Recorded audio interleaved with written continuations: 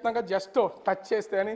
ఇది అత్యంత అంటే సీఎంకి సంబంధించి ఒకవేళ జగన్మోహన్ రెడ్డి ఈ భవంతిలో గనక నివాసం ఉంటే అత్యంత రహస్యమైనటువంటి సమావేశాలు లేకపోతే వచ్చినటువంటి కీలకమైనటువంటి వ్యక్తులు మాత్రమే ఇక్కడ ఉండేలాగా దీన్ని డిజైన్ చేసినట్టుగా తెలుస్తుంది. కబోర్డ్స్ ఎక్కడికక్కడ మొత్తం అన్ని లాక్డ్ కబోర్డ్స్.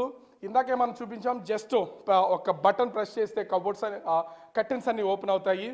కీలకమైనటువంటి వ్యక్తులు ఎవరైనా వస్తే ఈ సోఫాస్లోనే ఇక్కడే అంటే ఈ చైర్స్లోనే కూర్చుని సీఎంతో పాటుగా వీళ్ళందరూ కూడా మాట్లాడుకుని ఆ రహస్యమైనటువంటి చర్చలు, అది ప్రభుత్వపరమైనటువంటి పర్సనల్గా అయినవచ్చు, కొన్ని కీలకమైనటువంటి నిర్ణయాలు తీసుకునే సమయం అయినా కావచ్చు, దానికోసం ఒక రహస్యపు గది అని చెప్పొచ్చు.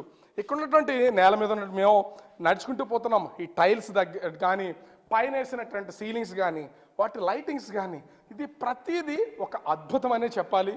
ఇంత అద్భుతమైనటువంటి నిర్మాణానికి సంబంధించి ఇప్పటి వరకు కూడా ఈ ఒక మహారాజా ప్యాలెస్, ఈ ప్యాలెస్ ముఖ్యంగా నేను చూపించాను కదా, ఈ ప్యాలెస్కి సంబంధించి ఇది అంతా కూడా కేవలం అంటే రిషికొండ స్టార్టింగ్ నుంచి అంటే కొండపైకి వస్తూ ఉంటే ఇది 7వ బిల్డింగు. ఈ 7వ బిల్డింగ్కి సంబంధించి ఇది లాస్ట్ది కావడంతో ఇందులో సీఎం ఉంటారు.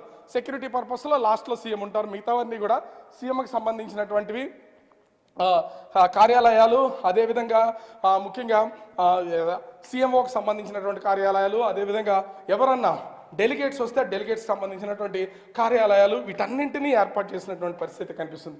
అంటే ఎంత ఇన్ని కోట్ల రూపాయలు ఖర్చు చేసి దాదాపుగా 2-2.5 సంవత్సరాల నుంచి నిర్మాణం చేపట్టినటువంటి ఈ భవంతికి సంబంధించి రహస్యాలు ఇప్పటి వరకు అంటే బయట వ్యక్తులు ఎవరు వచ్చినటువంటి పరిస్థితి అయితే లేదు. కానీ ఇప్పుడు ఈ మొత్తాన్ని కూడా ప్రభుత్వం మారడం, చంద్రబాబు సీఎం కావడం, పవన్ కళ్యాణ్ డిప్యూటీ సీఎంతో పాటు ఇతర శాఖలు నిర్వహించడం, భీమిలికి సంబంధించి